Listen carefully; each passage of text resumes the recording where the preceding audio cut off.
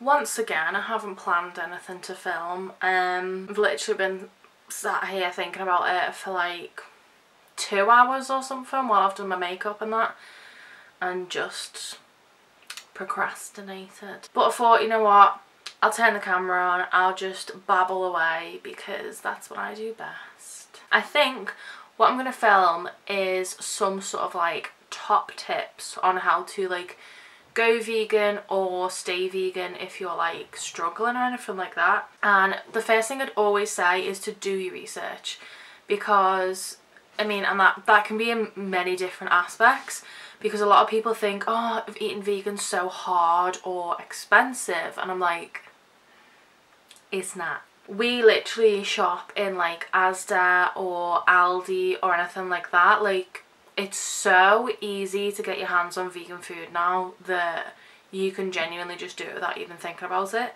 And obviously knowing which foods are vegan before you go, it just makes it so much easier, so you're not actually sat there like reading every single thing. Like, you can just have in your head what you're getting, go, get it done, come home, sorted. There's like different meat replacements. Obviously Quorn have got some with like a little vegan banner, so like you know which one's vegan and which ones aren't. Asda have got their own meat-free section. I know that Tesco do as well. I think Sainsbury's might.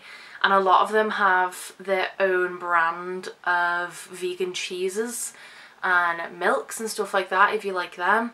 Obviously the usual like soy, almond, coconut, rice, oat, whatever milks are all vegan, so that's pretty easy. If you don't like meat replacements, obviously you don't have to have any sort of processed foods if that's like not your thing, but just make sure, like, this probably sounds so stupid, but a lot of people will say, oh, where'd you get your protein from? So just like, you know, clear yourself up before they ask, so that they sound really stupid when they do. So you can get it from like different types of beans or like chickpeas, even just like vegetables as a whole. Like, actually quite a lot of them do have protein in. Just sort of knowing what you're getting and where from and things like that just makes it so much easier, especially with sort of going out for meals. A lot of people will be like, oh, I want to go out for a meal, but you know, it's such a pain when you're with people who are vegan. And I'm like, I will eat in like Pizza Hut, Zizzi's, Las Iguanas, Pizza Express,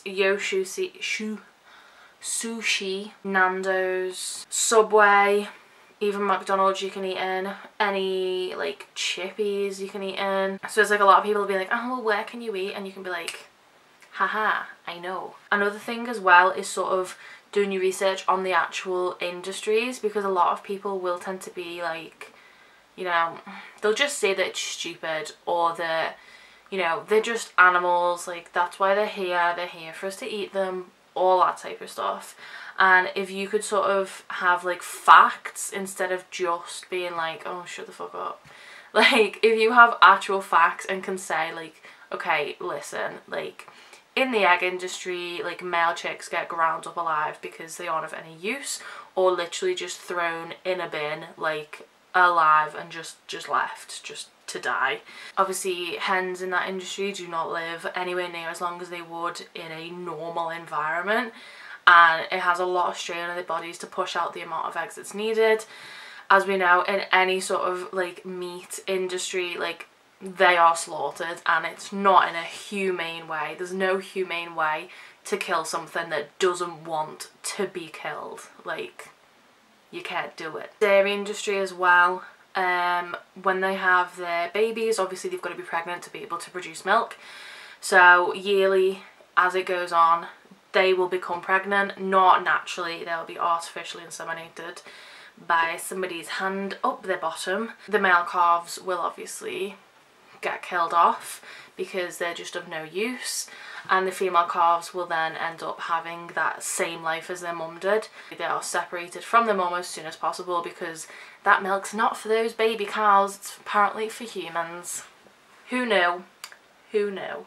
Another thing I'd say is just to try not to put like too much pressure on yourself, because obviously, as I said, with doing your research and stuff, sometimes you think something's vegan and it's not, and you just might not have checked. You might have trusted someone or something and just got it and eaten it, and then later found out that it wasn't. and a lot of people do get really, really worked up and upset about it naturally. But just remember that you didn't do that consciously. Like, it wasn't something you wanted to do or meant to do on purpose. Like, it's an accident. Accidents happen. Just try and draw a line under it, forget about it, and just carry on about your day. A lot of people, like, have been in the same situation. Like, don't feel like you're alone in it. It's happened to us. It's happened to us all on different occasions, different places, and there's just nothing you can do sometimes. Also, this is what I like, is actually speaking to other vegans, because obviously, you know, we're a minority. You know, the vegan community is growing, so that's always good. But, you know, there's not many vegans around. Like, not a lot of people know vegans or even know what veganism is.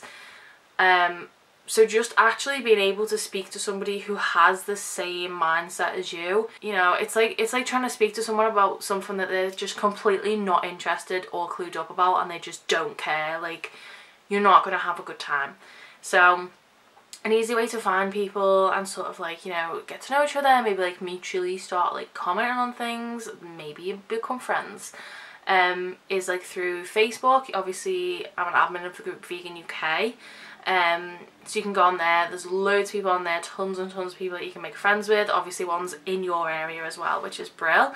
Instagram, Twitter, a lot of people are on there, and just sort of like getting to know each other just makes it so much easier, and like you can have conversations. Okay, my camera battery is flashing already, even though it said it was full, so I feel like I'm gonna have to think of a last point. A lot of the time the pressure is to just go vegan overnight. Obviously that is the best thing to do, because, you know, you're just cutting it all out, you're instantly vegan, you're stopping contributing to anything. But not everyone can do it, and you know, it's just down to the person themselves. If you think it'd be easier for you to cut out fish, and then the next week cut out, like, I don't know, beef, and then as you go on cut out like chicken, pig, eggs, dairy, do you know what I mean? Like, just cut out things in sort of like a weekly or monthly basis, whatever's easier for you, and then it'll be more of like a transition between it, so that it doesn't feel so sudden and so restricted. And obviously if you're doing research as you're doing all that as well, then you'll be really, really clued up and know exactly what you're doing and where to find things. But yeah, I think that'll be it for now, purely because my camera battery is flashing and I don't have time to sit here and think about things. But yeah, don't listen to any of the stick that anyone gives you. Just expect it, hit them with facts, and you'll be fine.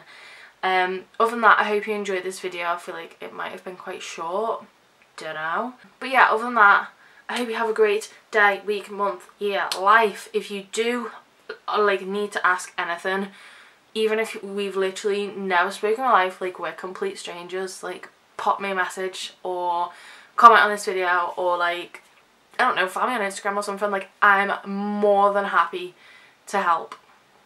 More than happy. I'll see you very soon. Bye!